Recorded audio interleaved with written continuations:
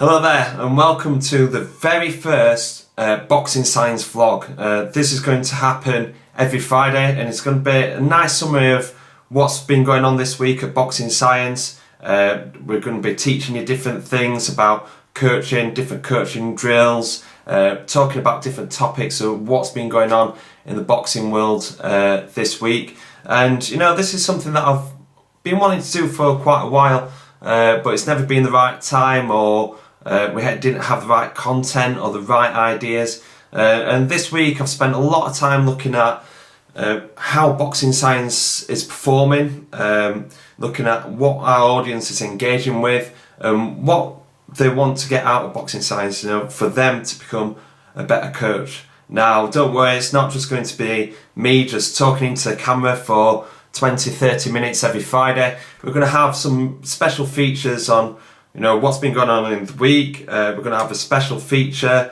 of, you know, a boxer, like looking at their training, interviews with S&C coaches, sports scientists and coaches, and learn some tools from them. And we're going to be doing that on a weekly basis. We're going to be talking about different topics and how we can relate to them. So, for example, this week we're going to be talking about the retirement of Vladimir Klitschko and, you know, what is available for like boxers when they decide to retire from boxing, whether it's from amateurs or professionals or world champions as well. You know, what does life look like after boxing? And then we're looking at the exercise of the week. So what exercises we've been using in the gym. This week we've been using safety squats, so we're going to be talking about that and talking a little bit more in detail, the justifications, why we use it, when to use it, and how to do it. And also I'm going to be answering your questions. I'm going to be trying to find some solutions to your problems. Now, these questions are either asked on the Boxing Science Facebook training group, the comments below this video, or through our mailing list as well. So first of all, I'm just going to start off by talking about what's been going off this week at Boxing Science. We've had the start of the group sessions Tuesday and Thursday mornings. You know, we've got a good number now. We've got at least 10 to 12 people signed up. Might even extend that to 14, which makes it quite difficult in a really small training space.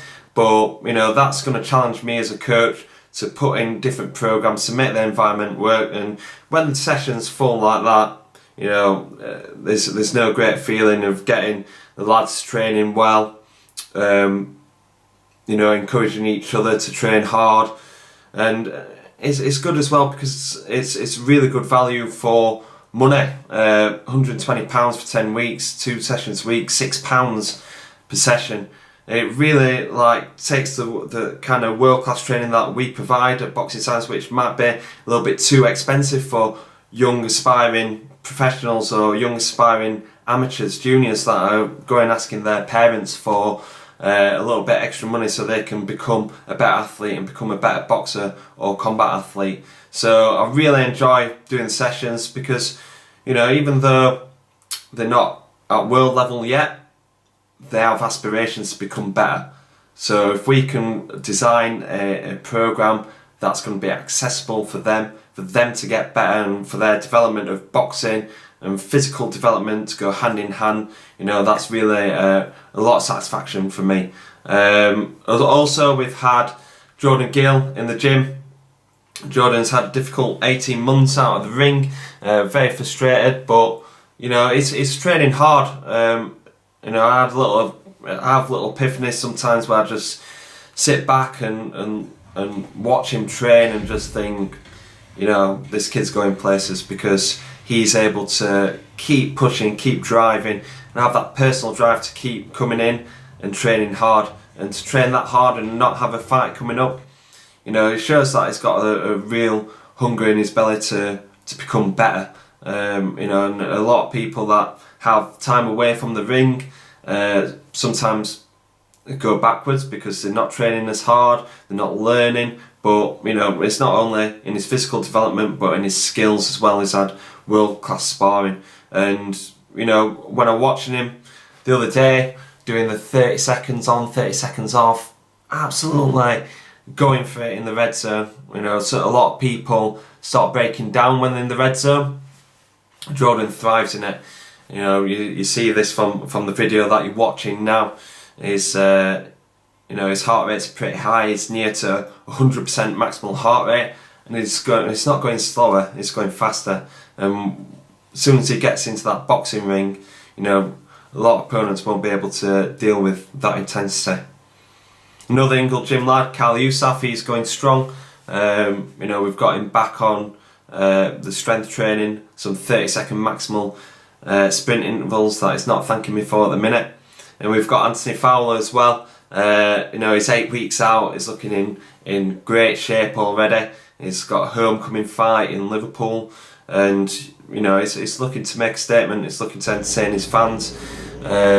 Coming back after 3 years of not boxing in Liverpool, and you know, it's great to train Fowler.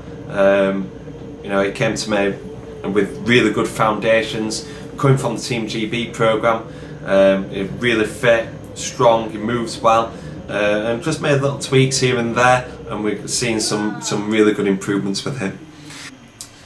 So what's been going on behind the scenes at Boxing Science? Like I said, business-wise, we're looking at different ways that we can engage with the Boxing Science audience, and this is why we started the vlog. We're looking at other things that what people want, and this is why we're going to be doing a youth training program. So last week I went down to see good colleague and good friend Asher Downing, who's going to be helping me write a youth training handbook, and this is going to be ideal for amateur coaches or personal trainers, S&C coaches working with young athletes in the gym. It's not very often that, you know, you can get under 14, under 12 boxers, getting them to have the time to go and do S&C training as well as their boxing training. You know, they've got school, they've got studies, they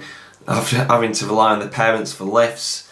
You know, and I've seen it all before at Sheffield United and working at different football clubs. The kind of strain on the parents having to go and take them to training 4 or 5 times a week. So trying to get their strength and conditioning and their movement and their core training and the fitness training integrated into the boxing. So that's what the youth training handbook is going to be all about. So that brings us on to our special feature of the week. You know, this is going to be a mixture of things. It could be speaking to an S&C coach or a sports scientist working within boxing. You can be talking to a boxing coach and seeing how they perceive strength and conditioning and how they use it and how they see benefits for their boxers. And then also, you know, catching up with our boxers and see what's happening with their training and their upcoming fights as well. So the special feature this week is with Callum Beardow. Callum's, you know, coming off a really successful season. He had 3 seasons interrupted, 2 seasons inactive, 1 season really interrupted after having 3 shoulder surgeries. You know, this kid, you know, showed some real determination to train through them injuries, trying to improve as much as he can with one arm, working on his movement, building up his shoulder, building up his strength again and his fitness. And you know, that all paid off because last season we're really successful. If you follow Boxing Science, you'll know all about it. You know, he came back, he went up to higher weight, cruiserweight, 86 kilos amateur, and you know, he won the English title belt and he received a bronze medal in the national championships, and now he's ranked 4th in the country, and that's his first full season as a senior boxer. So really good foundations for this season coming up. And I was in the gym on Wednesday with him, trying to train myself. I'm still getting back into it like all the other boxers. You know, I would train alongside him whilst he was doing a recovery session, and I caught up with him, you know, what stage he is at his training and what his goals are for next year. So take a look.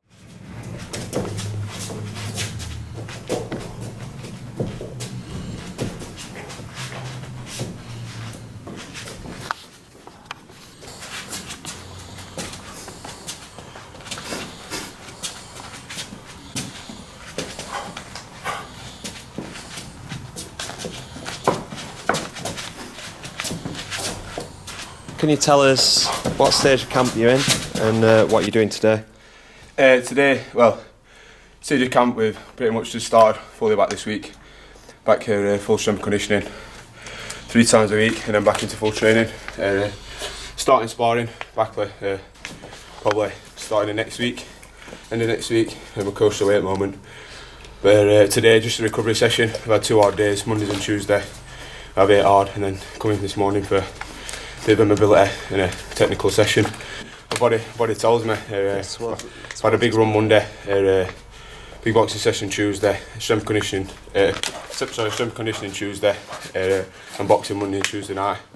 If I hammer it again, like I used to, my body's just falling apart. And my sessions I'm moody in my sessions and nothing's falling. I'm getting frustrated just because my body's telling me I need a rest.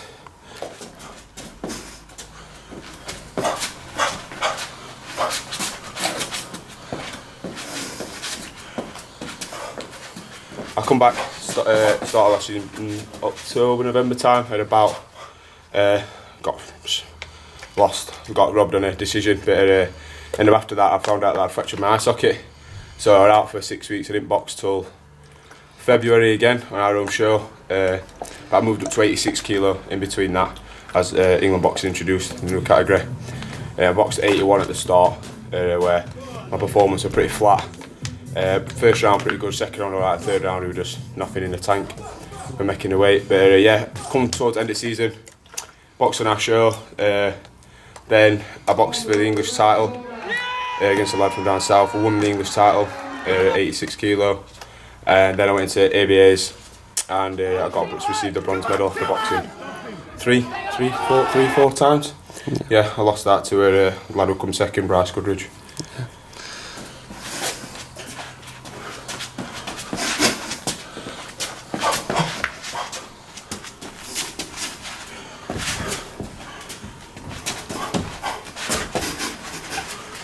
Title. What's the biggest challenge at this point in your training?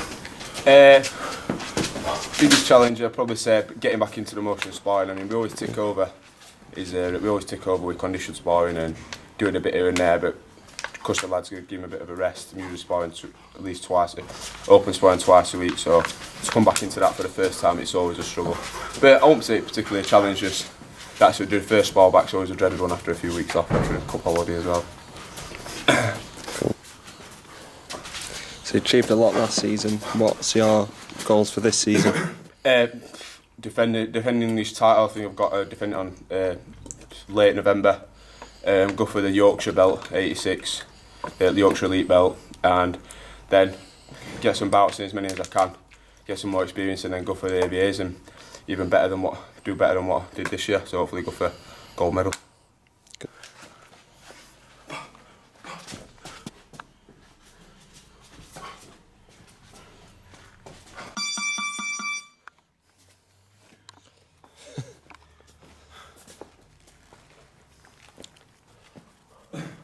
So that's some great stuff from Callum, and what he were doing there was a recovery session, a boxing recovery session.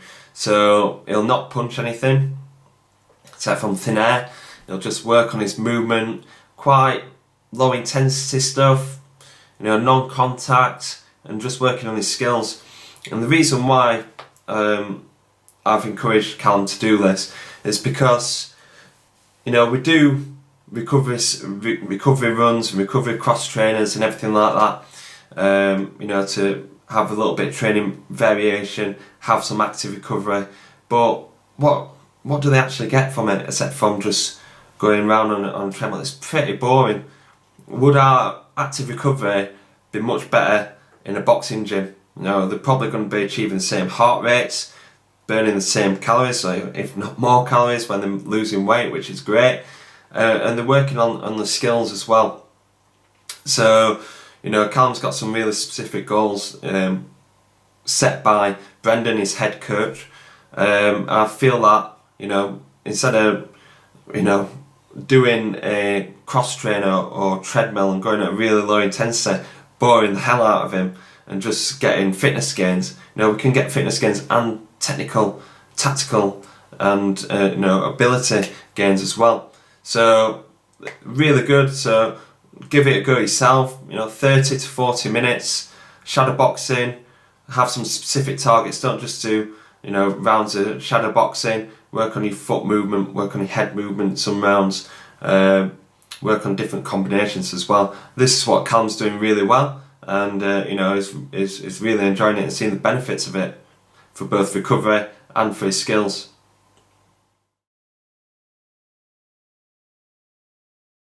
So the topic of the week is going to be around different events that's happening in boxing, different pieces of news, different fights that are coming up. So for example, in a few weeks we'll be talking about what everybody's talking about, McGregor versus Mayweather, Canelo versus Golovkin as well. Talking about the different styles of training. I might offer a prediction here and there as well, and just have a little bit of opinion on it. So yeah, the topic of the week this week is Vladimir Klitschko retiring. People were talking about Klitschko retiring on social media. Some saw it as the right thing to do. Some were frustrated as they really wanted to see the rematch. For me, Klitschko's 41, he's earned millions of pounds, he's got lots of different distractions away from boxing. He's got businesses and ventures that he wants to go into. So I think it was the right thing to do.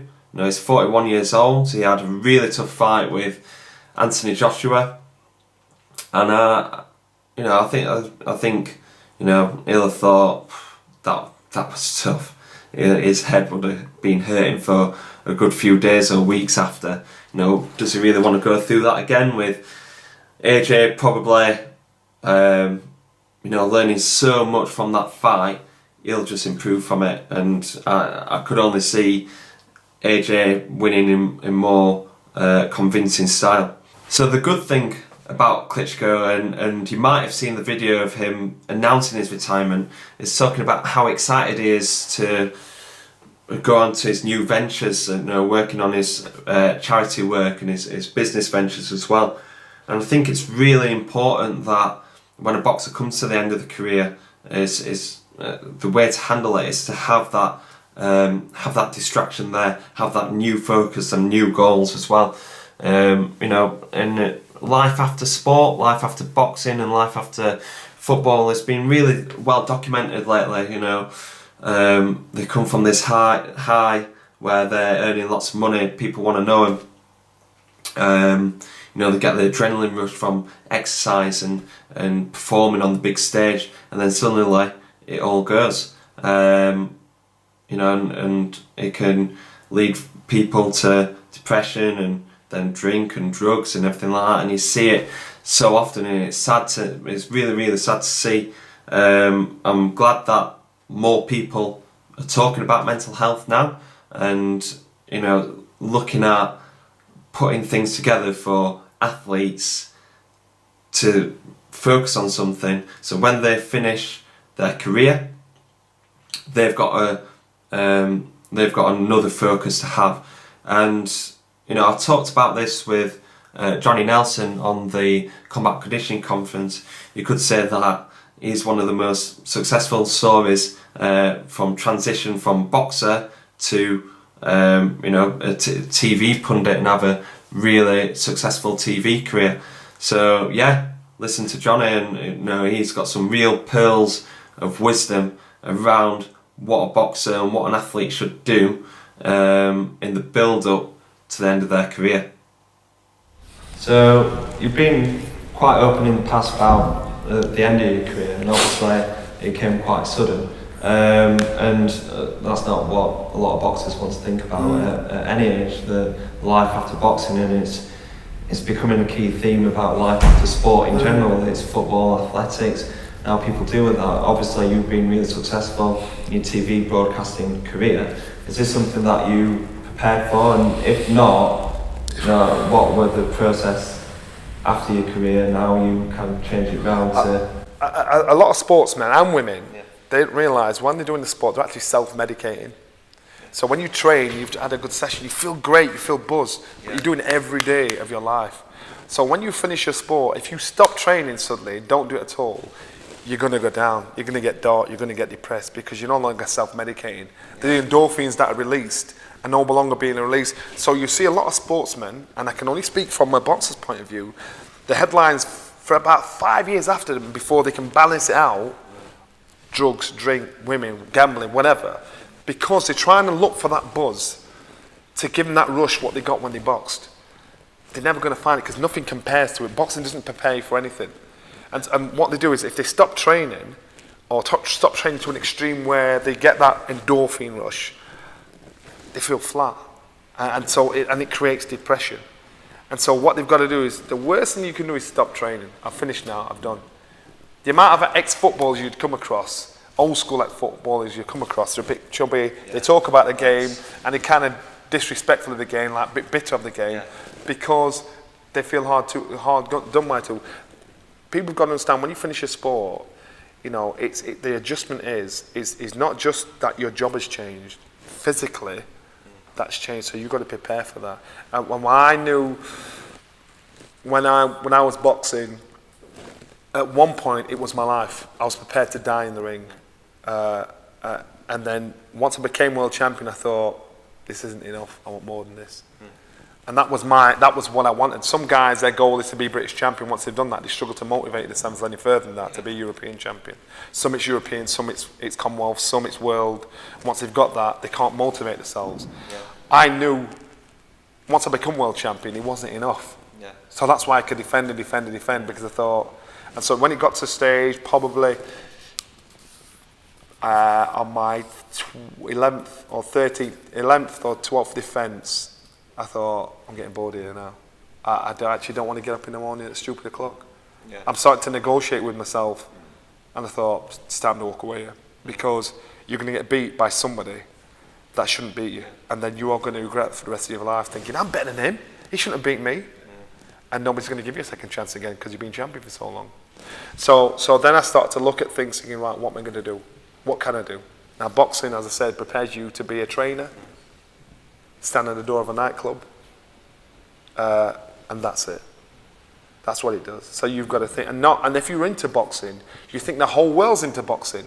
And so all of a sudden, when you finish boxing, you step out, and it's not just boxing; it's your sport. You step out of your realm, your clique, and you start to speak to other people who know jack shit about your sport, who don't even know, and you think, what? So all of a sudden, you're the foreigner. Because there's more of them than there is of you. You're in a world of people that speak your sport, you know, speak your language. So it's now scary. You're thinking, oh my God, your confidence is going to go whoom, because you're not getting that endorphin rush that kept you high, kept you happy, kept you buzzing. All of a sudden, you're in a situation where you're not doing your sport. You're not in that, seeing that camaraderie of people you see for those few hours a day, every day. You're going shopping at Morrison's. You're a civilian, and now you're you can't hold a conversation outside your sport. Yeah. So there's a lot of factors that hit you. So you've got to prep yourself, as in, go to college. Go do a part-time course on anything, a night course. Do a part-time course, just do something that gets your head or preps your head away from your sport. You know, whilst you're doing the sport to do it, you could do a night class once a week. Do a language. Do anything once a week. Just so you just got that little something that just takes you away from it. So when it comes to the end of your career, then you can pursue it and think, right, I've got a circle of people there that actually don't know this world. And so all of a sudden then you're going to have to make that grow. Because if you just all of a sudden walk out your sport and then you're in that world of, I can't hold a conversation unless it's about my sport, it's going to take you 5 years to get over it. To get used to it, and you're going to go through a hell of a lot of ups and downs emotionally, and it's not just happening to you, it happens to every one of us.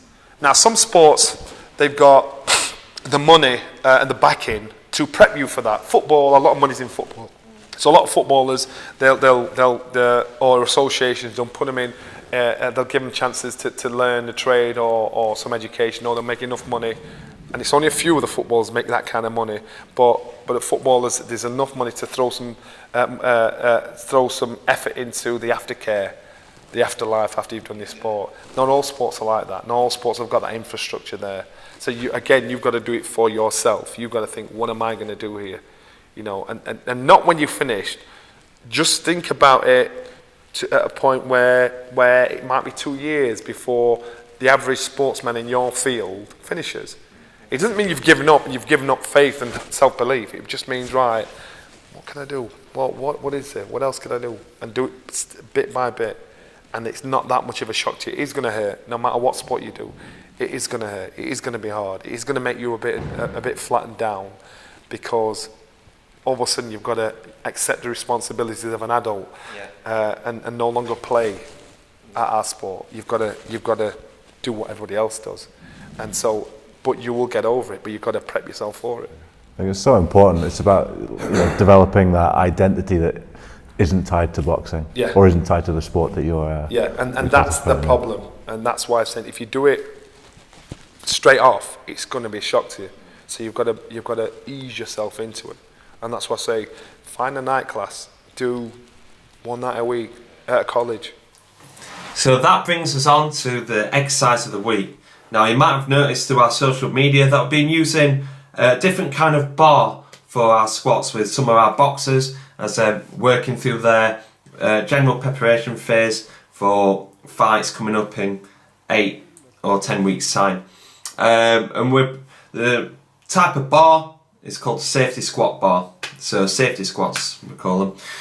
The reason why we use safety squats is often to work with either injured athletes or athletes that struggle with their mobility to perform a full depth back squat.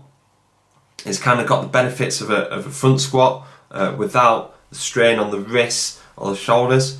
But the main reason why we're using this with the boxers now is because through their squats they have strong legs, but their back, the core, strength and the shoulder integrity kind of limits how much loading you can get through the legs. Now when I've took some velocity data from their squats, rugby players, the 1 rep max around about 0.3 meters per second, where I've never had a boxer perform anywhere near that, probably 0.35, 0.38, and I've even seen some people miss a lift at 0.4 meters per second. That shows to me that they haven't got the core strength or that kind of grindness about them to grind through a rep, grind through the sticking point, and you need a lot of core strength, back strength to be able to get through that. So we don't want this to be a limiting factor in the effectiveness of the squats in developing leg strength. Obviously a full bar's still important to us because it's got a lot of different benefits, especially the loading on the core for our boxers. But just for the time being, just experimenting with safety squats. So what the safety squats do is reduce the amount of load through the core, through the shoulders and through the back. This enables us to get more force production through the legs. It's going to be more taxing on the legs. The lads have been thinking, I'm lifting less, but it's much harder. It's because we've eliminated all the things that they've been kind of compensating with, the things that have been limiting them, and really focusing on developing that leg strength. It takes a while for them to get used to it, and to be able to lift a significant load. But a few weeks in, we've had Fowler lift 90 kilos, we've had Jordan lift 95 kilos, we've got really, really strong legs. And as well, I'm seeing a lot slower reps, which is a good thing for a certain amount of time. It's showing that we're developing strength rather than working on strength speed. We've got a certain amount of time with that. A lot of boxers are really springy, but they need exposing to different kinds of loads and different kinds of contractions as well.